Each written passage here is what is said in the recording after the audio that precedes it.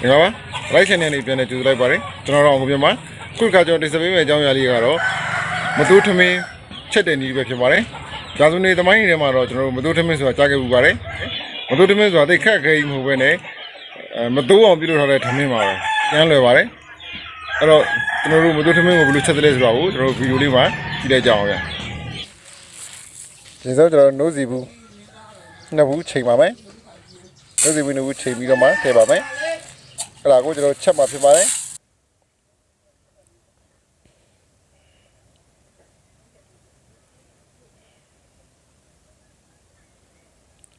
ကဲလို့များများလို့ကြည့်ရင်တော့များများချက်လို့ရပါတယ်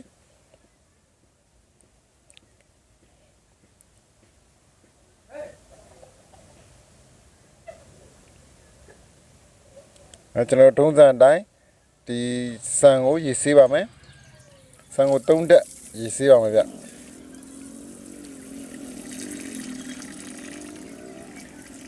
ရေဆေးပြီးသွားပြီဆိုရင်တော့ထုံးစံတိုင်းချက်လိုက်ပါမယ်ချက်ပြီးတော့ရလာတဲ့သမင်းပူပူနွေးနွေးလေးဖြစ်ပါတယ်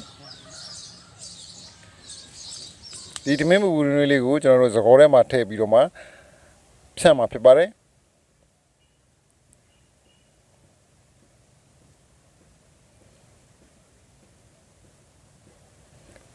ဖြန့်ပြီးတော့မှကျွန်တော်တို့နေလန်းမှာပေါ့နေကောင်းကောင်းပူတဲ့အချိန်မှာနေလန်းမှာဖြစ်ပါတယ်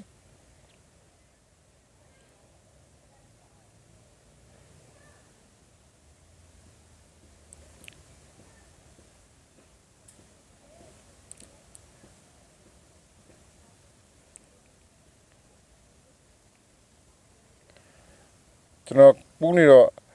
သမင်းတွေကလုံးထွေးနေတယ်အဲဒီလုံးထွေးနေတာကိုကျွန်တော်ဒစီချင်းဖြစ်သွားအောင်ဖြစ်နိုင်ရင်ပေါ့ဖြစ်နိုင်ရင်ဒစီချင်းဖြစ်သွားအောင်လို့ကျွန်တော်ကရေလေးကင်ပြီးတော့မှတိကျကျနေပေးပါမယ်ခောက်ဆွားဆွားလေးနေပေးခြင်းအပြင်သူတို့ကတစ်လုံးစီကွဲသွားမှာဖြစ်ပါတယ်ကဲတစ်လုံးစီမကွဲဘူးဆိုရင်တော့6တာကြာတာပေါ့ထိန်းသိမ်းရလည်းခတ်တယ်ထားသူကလည်းခတ်ပါတယ်အဲ့တော့ကျွန်တော်တို့ကဒစီစီဖြစ်သွားအောင်ကျွန်တော်ရေလေးနဲ့တောက်ပြီးတော့မှကျွန်တော်တို့ဟိုတမအောင်မှွေပေးပါမယ်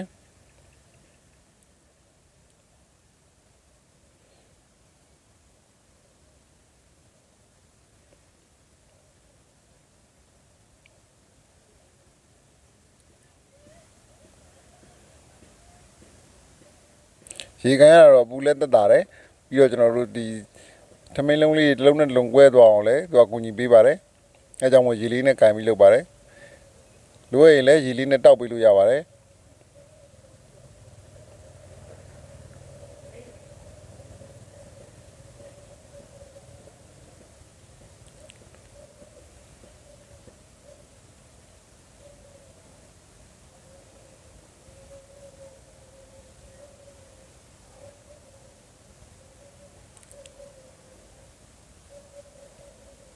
လုံးခိတ်တွေမကြအောင်တခြားခြေပေးပါတယ်ပြီးတော့ကျွန်တော်တို့ကနေပူမှလမ်းပါမယ်နေပူကောင်းကောင်းမှလမ်းပေးပါမယ်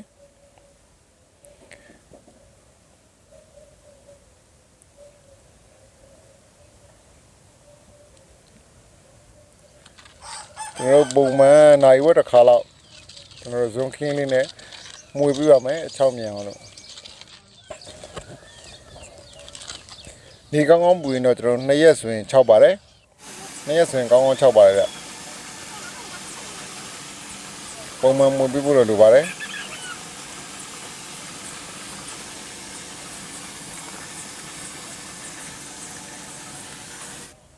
ရပါပြီဒါဆိုရင်တော့6တော့ပါပြီ6တော့တော့ကျွန်တော်တို့လေးလုံးဘူးထဲမှာထဲမှာဖြစ်ပါတယ်လေးမလုံးရင်ကျွန်တော်တို့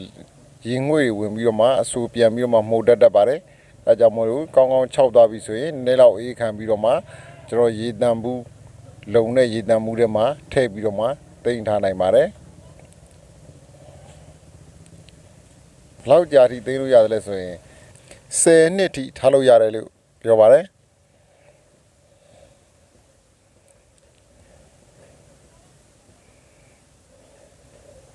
ဒါဆိုရင်ကျွန်တော်နိုးစီဘူးနှစ်ဘူးစာပေါ့နှစ်ဘူးစာရပါပြီကျန်တာလေးတော့နည်းနည်းလေးကိုလည်းနောက်တော့ရေတံမှုတစ်ဘူးနဲ့တည်တံ့ထည့်လိုက်ပါမယ်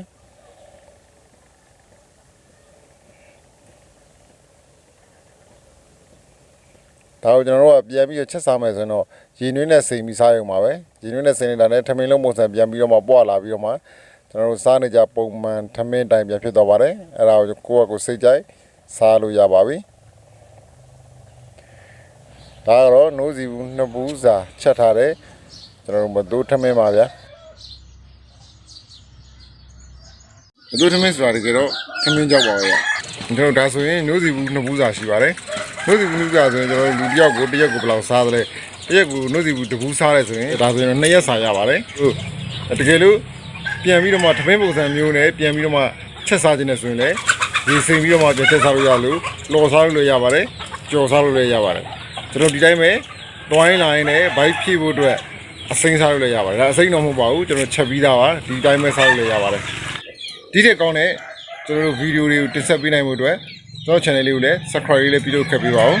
like လေးလည်းပြုလုပ်ခဲ့ပေးပါဦးဗျပြီးတော့လည်းကိုယ့်ရဲ့တငယ်ချင်းမိတ်ဆွေတွေကျွန်တော်ဗီဒီယိုလေးကိုကြည့်လို့ရအောင် share လေးလည်းနှိပ်ပြီးတော့မှကျွန်တော်ကိုယ့်ရဲ့ Facebook ဒါမှမဟုတ် Twitter တခုမှ share ပေးခဲ့ပါဦးဗျအားလုံးထူးကျေးဇူးပါတယ်